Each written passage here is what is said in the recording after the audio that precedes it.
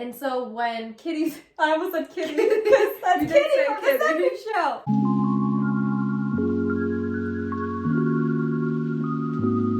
Hey guys, welcome to our YouTube channel. Today we're going to talk about WandaVision episodes 1 and 2.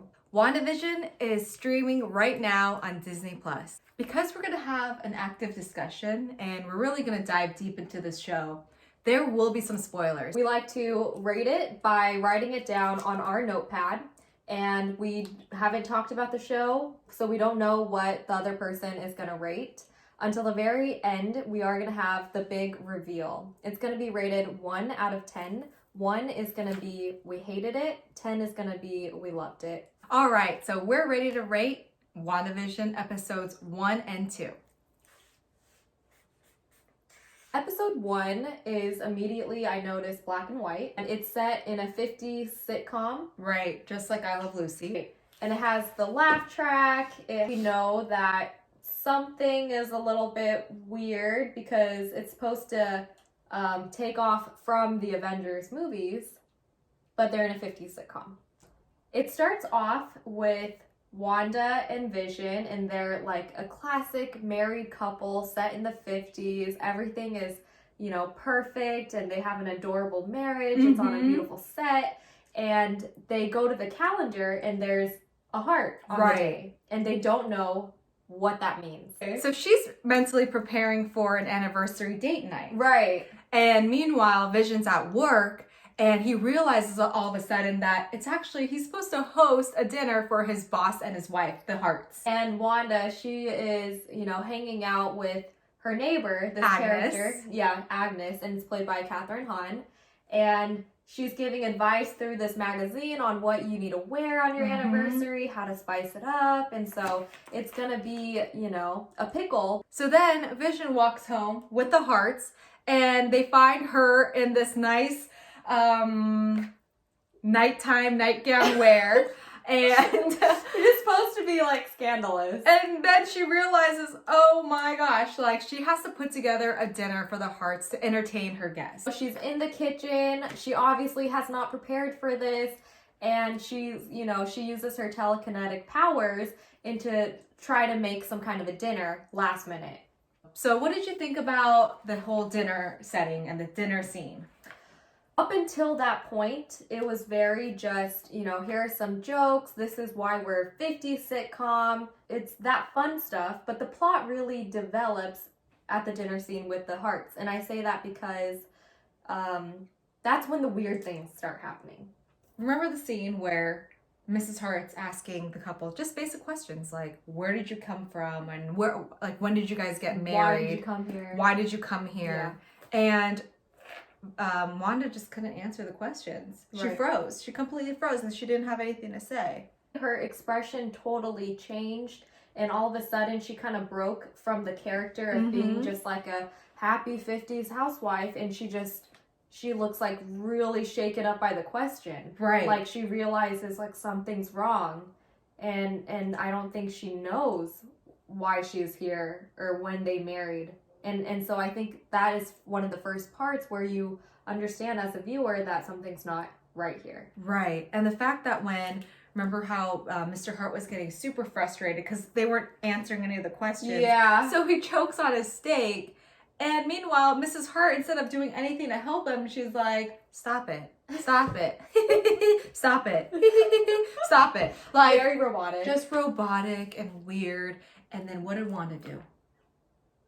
What did Wanda do? So then Mr. Hart, he's struggling, he's on the ground, he's choking, and now it's getting pretty serious. Yeah.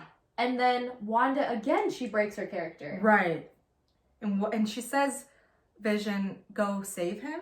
Yeah, it's either go save him or Vision, go help him. But she's got this stoic look on her face, like, all right, we're kidding around, but really now go save him. And so he jumps into action. And he just gets the stake out with his power, right? And then the weird part is the fact that Mr. Hart just gets up and just like, okay, well, I'll see you at work, buddy. Like, yeah, we'll talk about that promotion. Right. And so my thought as an audience, I'm like, do they know what's going on? Are they real people? Because obviously that situation does not happen on a daily basis. Right. So then they get out of that, debacle, and the next weird thing happens pretty much at the end where they zoom out and they show that Wanda and Vision are being watched on like a television by some person we don't know. We don't know. Person, alien, robot, we don't know. So is this an alternate reality that they're living in?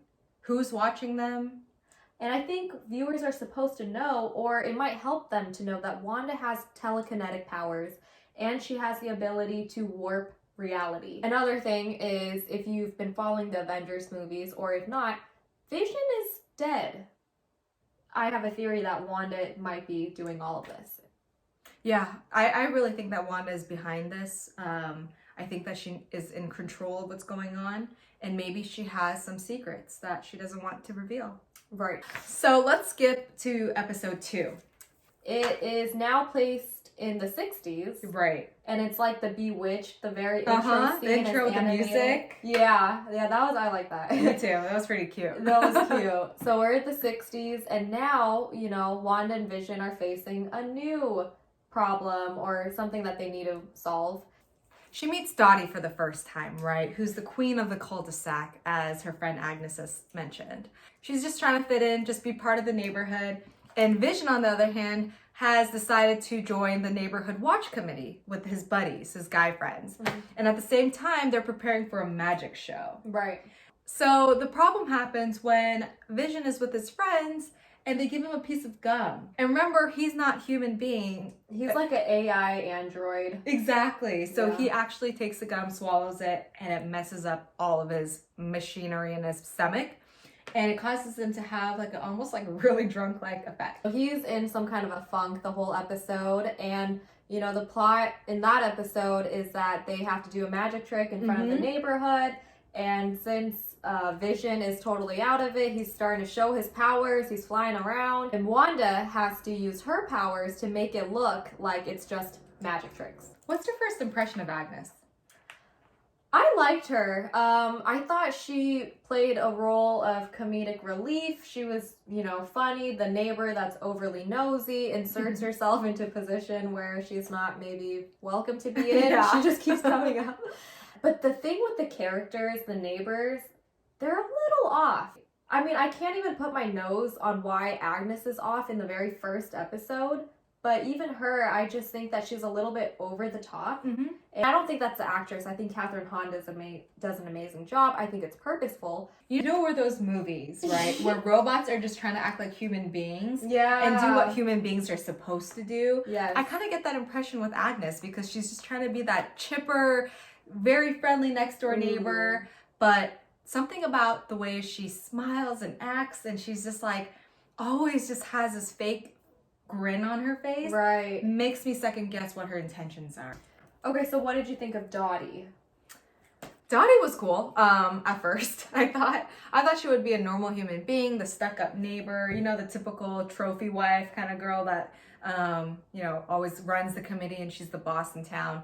I thought it was really weird when Wanda was helping her clean up after the meeting. And remember the scene with the radio? Yeah. And the man said, "Help me, Rhonda." What?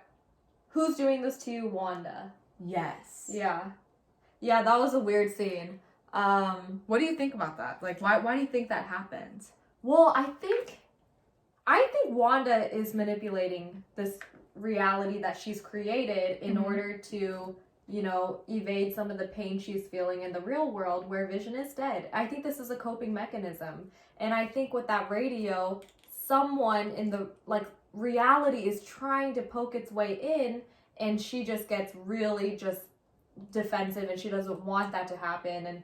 And so when that happens, I think Dottie, she breaks her glass and you see blood flowing out in color. And Dottie has her suspicions about Wanda and Vision, and she goes, after hearing the radio, "Who are you?" And you think something's going to develop after that, but she just breaks into her character again and she goes, "Pop quiz, how does a housewife handle blood?" That's right. Or something weird like that. And so everything's as if nothing had happened before. Yeah. And we see that multiple times throughout the series, I think, is something weird happening and then everyone just kind of ignoring it and going back to whatever character they were playing.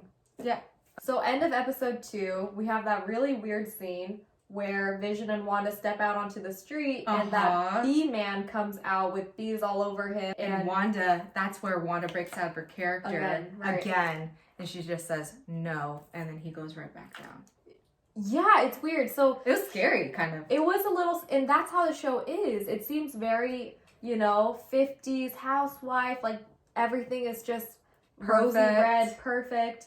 But then there are, subtle things happening throughout the whole series that kind of show you that it's not what it seems. And it's almost sinister vibes. It's kind of spooky. It's very eerie. With that scene, Wanda is able to just say no and then reel back time and then go to the course of action she wants to go to instead. And by that I mean she chooses not to go out into the street. She goes back inside with Vision, and they're all happy again about the pregnancy. Clearly, Wanda has the power to control time and manipulate time. Right. She has a lot of control over who comes in and out of her vision, right? Ooh, of the scene. So if she doesn't want someone there, she'll just make them disappear. All right, I'm ready for revealing our ratings. And again, this is just based on episodes 1 and 2. Right. Okay. Count of 3. 1, 2. Whoa! That is pretty different. Yeah, that's a pretty big discrepancy. Okay. Interesting. So why'd you give it a 5? Because I felt like meh. Really? It was just like boring, and it was cheesy. It was just all this forced laughter, and I didn't find any of it funny. The forced laughing sounds in the back and almost every scene, I was like, this has been done before already, so let's move on. And I thought after episode 1 they would start changing and improving. It's the same thing over again. Right. It's like, okay, I'm tired. Is this gonna change? What's gonna happen? So you're gonna make me wait a whole week for episode 3 to come out, right? And we're gonna watch this again. So if that's the case, I'd rather go and watch I Love Lucy or Bewitched all over again, because I mean, it was original, right? They're just copying an idea, and yeah, unless you know about, Wanda and Vision and their superpowers, I completely glanced over a lot of the little subtle clues that you were talking about. Oh, okay. Okay, so why did you give it an 8? That's a pretty high score and way different than my 5.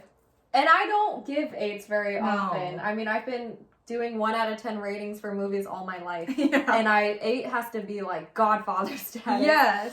I have to admit, I really enjoyed this series. I thought it was just a breath of fresh air. I thought it was super exciting. I thought it was very weirdly entertaining. Okay. I've never seen anything like this before, especially from Marvel Studios. It's a mystery. It's not action-packed. There's subtle nuances, things going on, subtleties that you have to pick up on. I thought it was really well acted. I mean, those two characters, Wanda and Vision, they were extremely likable characters. I thought it was written really well. Yeah. I thought it was shot very well. The details were amazing. The advertisements in both 1 and 2, I thought they were significant, meaningful. There's just a lot of thinking behind the series, and I really appreciated it. So you mentioned that the 50s sitcom, it's been done, it's not funny, and I think it was meant to be like that. It was intended to be like a parody, and that they're, doing it to do it. And I think it has to do with Wanda wanting to pretend like everything is okay, like those 50 sitcoms. I think it had some meaning behind it. And remember, it's only the first 2 episodes of a series. It's going to have 9 episodes, so it's still just developing. I cannot wait for the next episode. I think the series is going to be amazing.